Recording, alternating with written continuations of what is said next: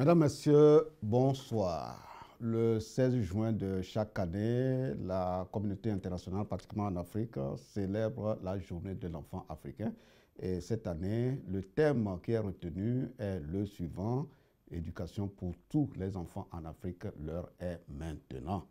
Et vous savez que beaucoup de partenaires accompagnent l'État dans la mise en œuvre du plan sectoriel de l'éducation, parce que c'est à partir du plan sectoriel de l'éducation que ce droit à l'éducation est octroyé à tous les enfants du Togo. Ce soir, nous allons échanger avec un des partenaires qui accompagne l'État dans la mise en œuvre du plan sectoriel. Mais bien avant, suivez ce jingle et on se retrouve.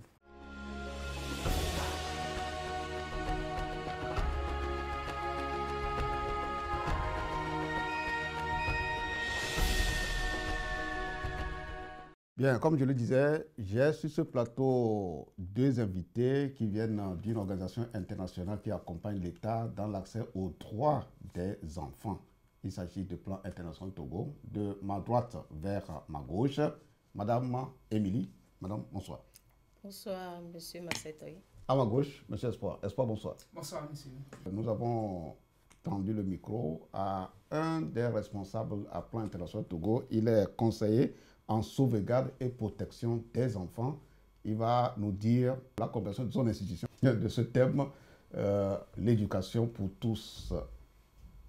L'heure est maintenant. Nous écoutons le conseiller. Pour nous, le thème de cette année est évocateur de toute l'importance qui est accordée à l'éducation en tant que facteur indispensable pour le développement socio-économique et culturel.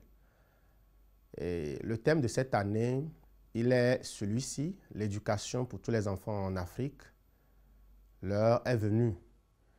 Et nous devons comprendre à travers ce thème que l'éducation est un droit pour tous les enfants. Et cela est relevé par l'ensemble des instruments juridiques internationaux et nationaux, particulièrement les conventions qui protègent l'enfant. Je voudrais bien parler de la Convention des Nations Unies relative aux droits de l'enfant, qui énonce ce droit pour tous les enfants à travers l'article 29 et suivant.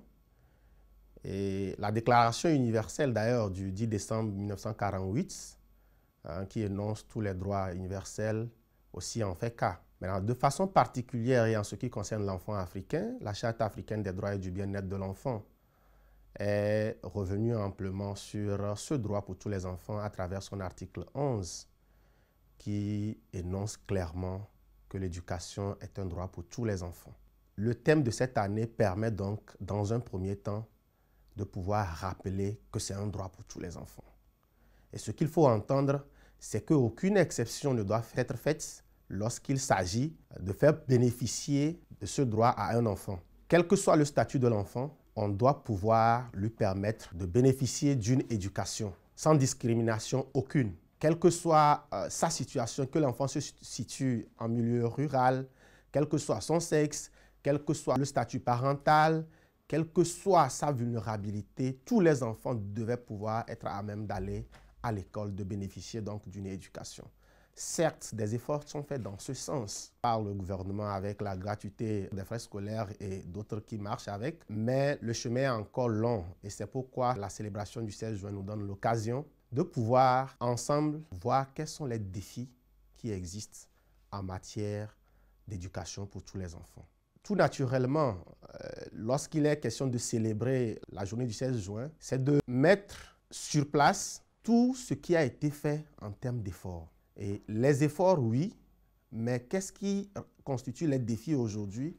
Et nous constatons en tant qu'organisation que le défi se situe au niveau de l'éducation inclusive, au niveau de la promotion de l'éducation aussi de la jeune fille, avec tout ce qui peut par moment être constitutif de handicap pour cette scolarisation de la jeune fille. Je voudrais parler de l'existence des violences en milieu scolaire. Je voudrais aussi parler du mariage précoce ou du mariage des enfants et surtout de la jeune fille, ce qui ne permet pas ou ne favorise pas l'éducation chez la jeune fille. Ceci est encore justifié ou alimenté par les violences basées sur le genre dans nos communautés. Et le thème de cette année nous permet de voir justement ces défis-là et de pouvoir nous dire qu'il y a encore du chemin à faire et ensemble avec les partenaires en développement, que nous puissions conjuguer nos efforts aux côtés de l'État pour que nous puissions relever ces défis de sorte à avoir une éducation de qualité et une éducation inclusive pour tous les enfants, quelle que soit leur situation. Pour parler donc de ce thème avec cette organisation internationale, Plan International Togo, ma toute première question s'adresse à Mme Émilie. Plan International Togo, on veut bien comprendre comment elle est implantée sur le territoire. Merci beaucoup, Marcel. Plan International Togo a commencé ses actions depuis plus de 35 ans sur le territoire togolais et travaille suivant une approche partenariale basée sur la collaboration et le travail avec les agences gouvernementales, les organisations de la société civile, y compris les organisations d'enfants et jeunes, et les communes et les cantons. Tout récemment avec les communes par rapport à la décentralisation. Maintenant, en matière de couverture géographique, à part le bureau national qui est basé à Lomé, Plan couvre toutes les régions, les 5 régions du Togo, et donc a un bureau régional dans chaque région. Et tout récemment, il a renforcé ses actions par rapport à la sécurité, aux problèmes sécuritaires qui prévaut dans la région Savane, a installé un bureau dans les régions de Savane avec plusieurs projets mis en œuvre en faveur des communautés. Nous savons que toute organisation fonctionne sur des piliers que nous pouvons appeler des valeurs. Quelles sont les valeurs clés qui fondent le fonctionnement de cette organisation Plan International Togo? Nous avons plusieurs valeurs qui régissent l'organisation. Nous œuvrons pour un impact durable. Nous travaillons bien ensemble et nous sommes inclusifs et nous renforçons les plus vulnérables. Nous sommes ouverts et redevables. Et donc, sur la base de ces valeurs, vous avez bâti des stratégies probablement de fonctionnement? Oui, effectivement. Je dirais qu'en fin d'année 2023, nous avons élaboré notre nouvelle stratégie et axée sur 3 grands domaines. Et pour le premier domaine, nous avons la survie, la santé et le bien-être de tous les enfants et les adolescents et les jeunes. Et donc, à ce niveau, nous développons tous les projets, programmes concernant la protection des enfants, y compris la petite enfance. Nous avons les programmes, projets sur la santé sexuelle de reproduction, tous les projets, programmes axés sur les violences basées sur le genre et qui consistent à déconstruire en fait les normes pour promouvoir l'éducation de la jeune fille surtout. Okay. Et au niveau 2, nous avons l'axe éducation inclusive de qualité pour tous les adolescents, les jeunes, les enfants. Et nous avons un dernier axe qui concerne l'engagement citoyen et le leadership des jeunes.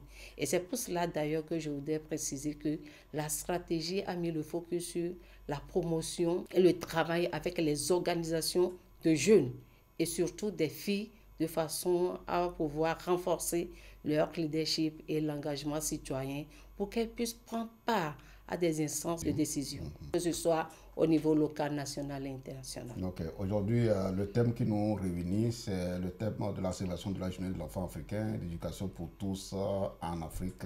L'heure est maintenant. Comment votre organisation internalise ce thème dans les projets que vous pilotez? Merci beaucoup. Comme je l'ai dit tantôt, le volet éducation pour Plan, c'est un volet assez primordial.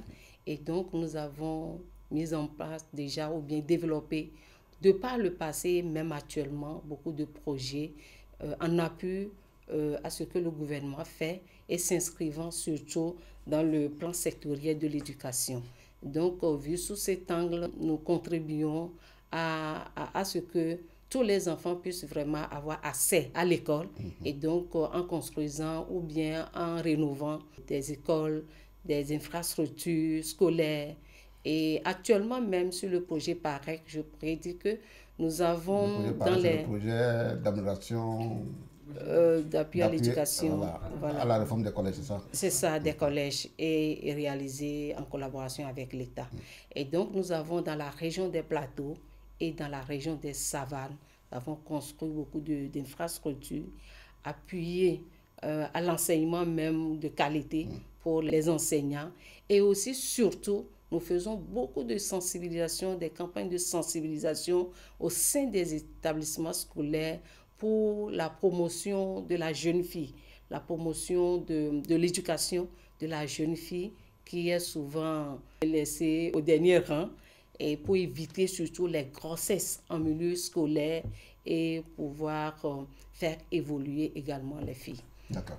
Alors, fidèles téléspectateurs, nous sommes en train de comprendre un peu le fonctionnement et les accompagnements que le Plan international Togo apporte à la mise en œuvre du plan sectoriel de l'éducation.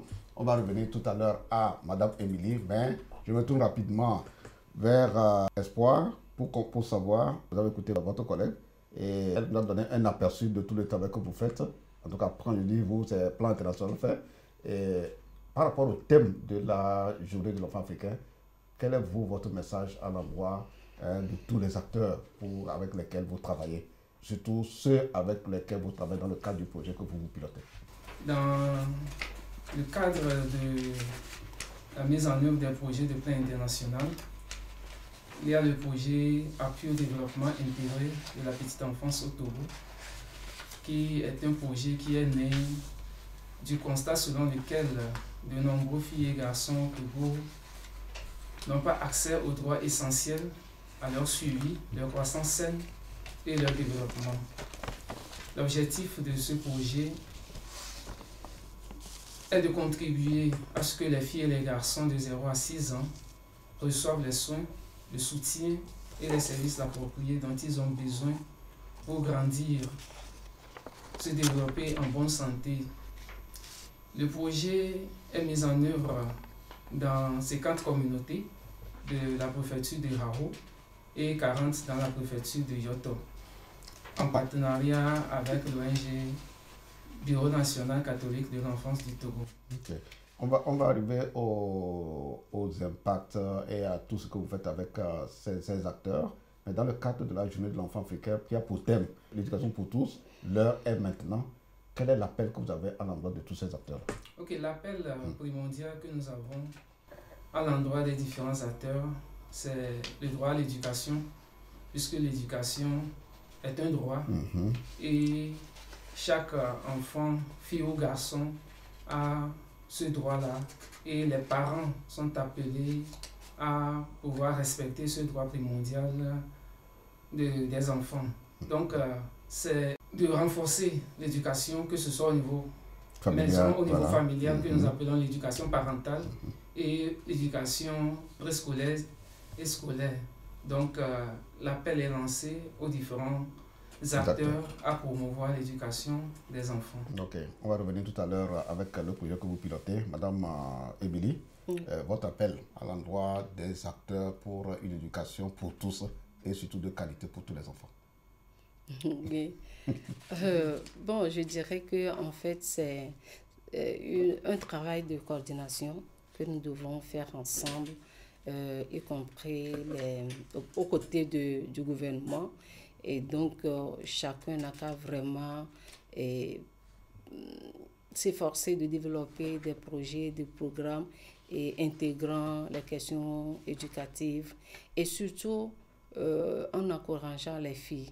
Et je voudrais aussi parler des personnes handicapées, surtout les enfants. Aujourd'hui, le défi, c'est qu'il y a toujours ce besoin par rapport aux enfants handicapés pour qu'ils accèdent à un enseignement de qualité, mettre en place des matériels pédagogiques adaptés à chaque type de handicap. Ça, c'est vraiment un défi parce qu'il s'agit bien d'une éducation de qualité inclusive. Oui, justement, par rapport aux enfants handicapés, est-ce que vous avez un projet?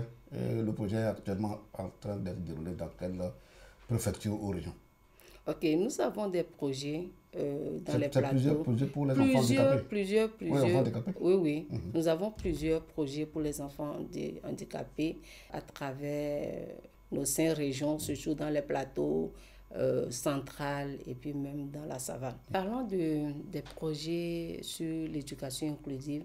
Plan A actuellement un projet éducation inclusive dans la région centrale Et tout dernièrement, nous avons procédé même à la réception des ouvrages, notamment la construction des bâtiments scolaires. Et c'est un projet financé par Plan International Japon. Okay. Alors, nous sommes en train de comprendre tous les efforts que déploie Plan International Togo à travers ces différents projets. Je reviens maintenant à Espoir pour nous parler des projets, d'autres projets, voilà, en complément à ce que vient de dire Émilie. Ok, merci beaucoup Marcel. Donc en plus de ce que Émilie a dit par rapport au projet de renforcement de l'inclusion à l'éducation, donc il y a aussi le projet appui au développement intégré de la petite enfance au Togo, le projet PADIPETS, qui est né du constat selon lequel de nombreux enfants, filles ou garçons au Togo n'ont pas accès aux droits essentiels à leur suivi, leur croissance saine et leur développement. Le projet vise à contribuer à ce que les filles et les garçons de 0 à 6 ans reçoivent les soins, le soutien et les services appropriés dont ils ont besoin pour survivre, grandir en bonne santé et se développer pleinement. Donc c'est un projet qui intervient principalement dans 3 grands domaines: l'éducation, en prenant en compte l'éducation parentale et l'éducation préscolaire, la santé et la protection. Le projet est mis en œuvre dans 90 communautés des préfectures de Haro et de Yoto, en partenariat avec BNCE, Bureau national catholique de l'enfant du Togo. Également, le projet implique 3 ministères clés. Il y a le ministère des enseignements primaires, secondaires et techniques, ministère de la santé et de l'hygiène publique et ministère de l'action sociale, de la promotion de la femme et de l'alphabétisation. Une des approches phares qu'utilise le projet PADIPETS est Learning Through Play, apprendre en jouant en français, qui vise à renforcer les parents sur l'éducation parentale pour favoriser des activités d'éveil de l'enfant et à être en mesure de fabriquer des jouets sûrs et adaptés à partir des matériaux locaux. Il semble que la journée du jeu a été célébrée récemment. Exactement. Nous, on n'était pas informés. Comment ça s'est passé? Exactement. Le 11 juin passé, et pour la première fois d'ailleurs, nous avions célébré la journée internationale du jeu qui a été décrétée par les Nations Unies le 26 avril passé. Donc c'est une journée que Plan International a célébrée où on a mis l'accent sur l'importance du jeu dans le développement de la petite enfance, les différents types de jeux et surtout les rôles des parents dans le développement de l'enfant, dans le jeu des enfants. Et comme on le dit, le jeu, c'est le travail de l'enfant et le parent constitue le premier jouet de l'enfant et le parent doit se laisser interagir avec son enfant et ça lui permet de développer ses sens. Un autre projet? C'est le projet Champions qui est aussi mis en œuvre dans les savanes. Donc c'est un projet qui met l'accent sur l'émancipation des filles, le leadership des filles à travers le sport. L'autre projet aussi qui est PADIPETS 2, je dirais. Et ce projet est en cours ou bien il a déjà achevé? La fin du projet, c'était le 8 juin passé. Donc, on peut avoir une idée de quelques impacts de ce projet? Puisque c'était de promouvoir les filles, non? Un des impacts, naturellement, devait être le goût que vous avez suscité auprès des filles. Exactement, exactement. Vous allez voir même que le jour-là, c'est des filles même qui ont pris des paroles et qui ont animé même cette célébration. Et des témoignages de ces filles disant qu'avant, elles ne pouvaient pas se tenir devant le public en animant ces émissions ou bien cette célébration. Autre projet? C'est le projet d'assistance et d'urgence aux familles vulnérables dans les préfectures de Tone et de Bandial. Compte tenu de la situation sécuritaire qui prévaut là-bas. Exactement, donc c'est un projet d'urgence que Plan International met en œuvre dans les 2 préfectures à travers l'approche RTP, puisque le projet aussi utilise l'approche Learning Through Play, apprendre en jouant, comment dans les situations d'urgence, les parents doivent interagir avec leurs enfants. Ok.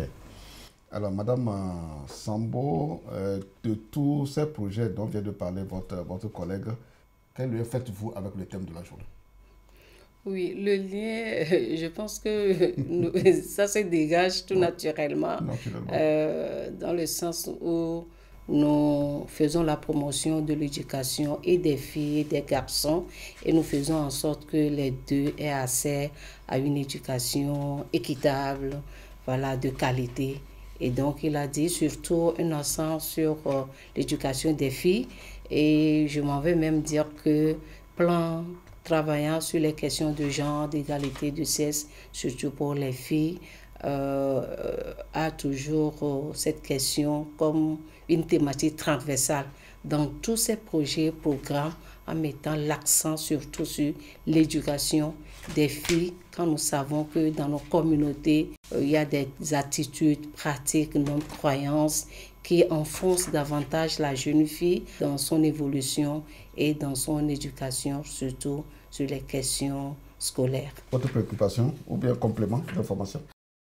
C'est revenir sur les acquis du projet PADIPET, étant donné que le projet PADIPET aussi tire à sa fin. Le financement du projet, c'est le 30 juin prochain.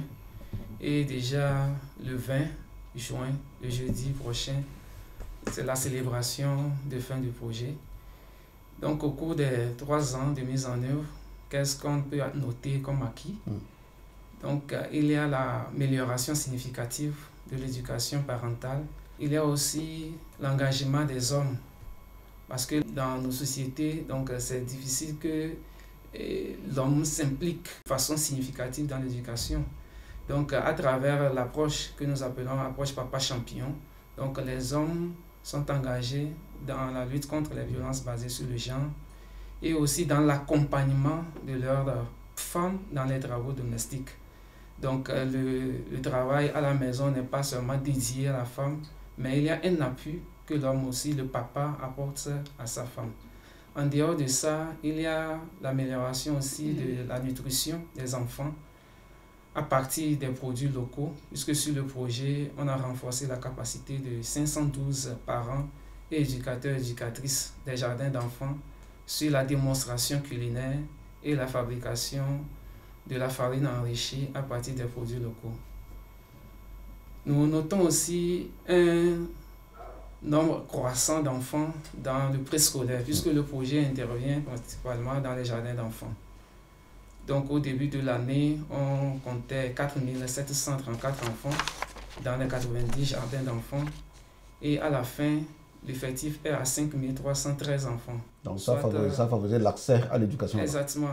Et ceci, c'est grâce à la réhabilitation des infrastructures, la dotation des jardins d'enfants en mobilier et équipements de jeux, et surtout l'instauration des cantines scolaires dans les 81 GEP, puisque dans 9 jardins d'enfants, il y a déjà la cantine scolaire qui est mise en place par ANADEP. Ouais, en dehors de ça, il y a aussi l'aspect amélioration des services et soins destinés aux enfants, puisque le projet prend en charge des enfants présentant des situations de handicap. Donc au total, 80 enfants, dont 37 filles, qui ont des handicaps précoces, ont été pris en charge, que ce soit des cécités partielles, des surdité, des pieds ronds, hernies. Donc tous ces enfants ont été pris en charge. Donc au niveau aussi des partenaires, il y a un engagement des partenaires dans la promotion du développement de la petite enfance. Il y a un premier forum national qui a été organisé sur le projet, qui a impliqué plus de 10 organisations de la société civile. Il y a la vulgarisation de la politique nationale du développement de la petite enfance, qui est fait à travers la reproduction de 1700 exemplaires suite à l'autorisation qu'on a reçue du ministère des enseignements primaires, secondaires et techniques.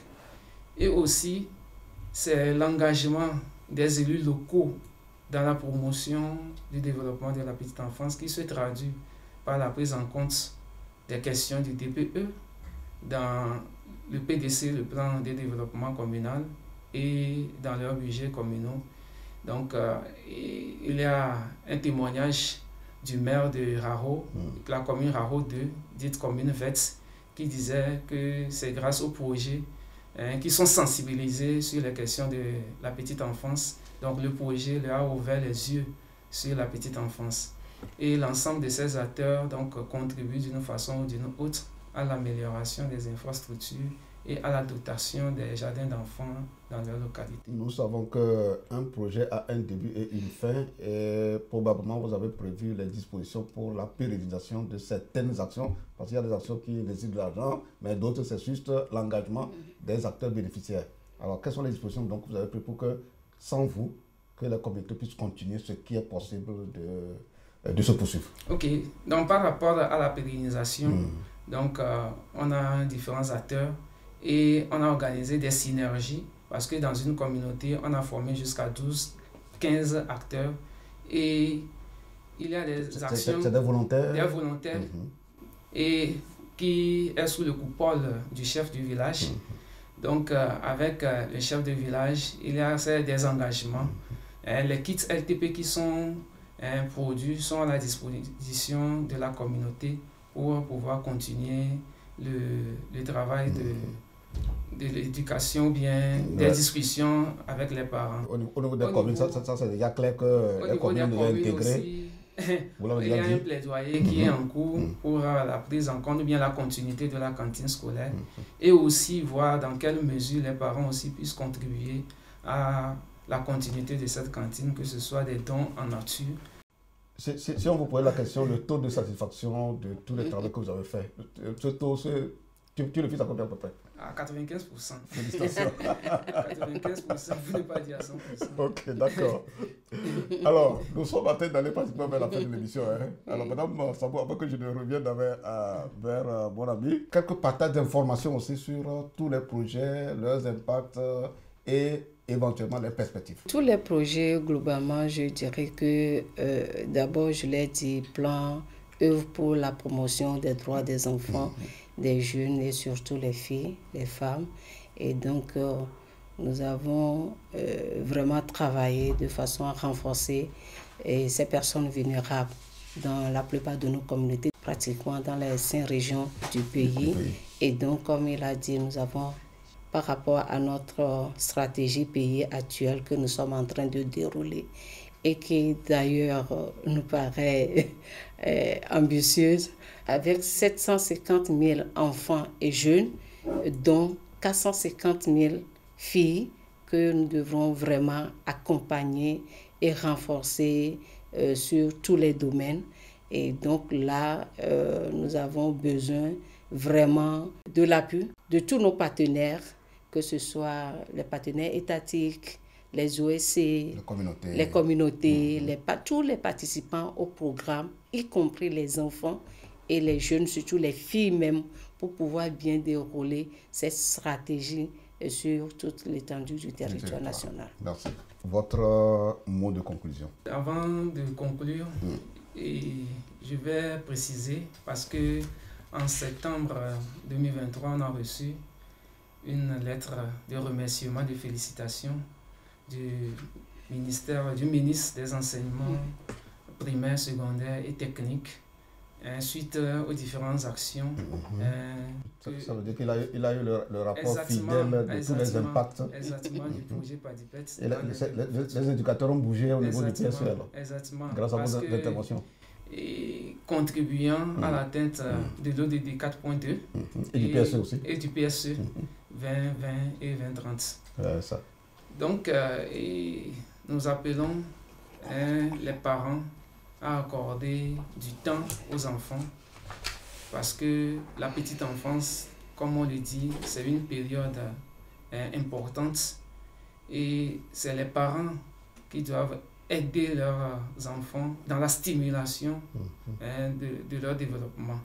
Donc, c'est dans ce sens-là que l'approche LTP met l'accent sur 5 sphères: la conscience de soi, la croissance physique, les relations, la compréhension et la communication. Donc, les différents gestes que les parents doivent faire pour pouvoir stimuler le développement harmonieux, holistique des enfants. Merci. Votre mot de conclusion?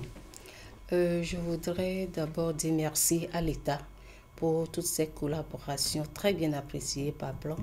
Et je profite pour remercier la télévision togolaise pour nous avoir donné cette opportunité de sensibiliser ou bien de nous exprimer encore dans le cadre de cette journée de l'enfant africain en mettant l'accent surtout sur l'éducation. Et donc, un sincère merci à tous nos partenaires des organisations de la société civile, y compris nos partenaires jeunes, et parce que tout le travail que nous faisons, je l'ai dit tantôt, c'est eux qui le font, et sans eux, on n'aura pas les impacts ou bien les résultats que nous venons de dérouler. Et donc, nous leur lançons encore un appel, que ce soit l'État, les OSC, nos participants au programme, d'être encore à nos côtés pour la suite. Merci à mes deux invités, merci à vous, chers téléspectateurs, pour nous avoir suivis. Je retiens qu'un accent particulier a été mis sur le développement et la promotion de la petite enfance à travers le projet qu'a développé tout à l'heure Espoir à ma gauche. Et ce projet est en lien direct avec le premier objectif de l'éducation pour tous, qui était de développer et de promouvoir l'éducation de la petite enfance. Et Plan International Togo, au vu de ce que nous avons compris, eh bien, honore ces engagements par rapport aux valeurs qui nous ont été communiquées. L'impact durable, le travail ensemble, l'inclusivité dans tout le travail qu'ils font et l'ouverture vers tous les partenaires. C'est sur ce mot que moi je vous dis merci de nous avoir suivis en vous donnant rendez-vous pour un autre numéro de débat éducation la semaine prochaine. D'ici là, portez-vous bien. Bye. Bye.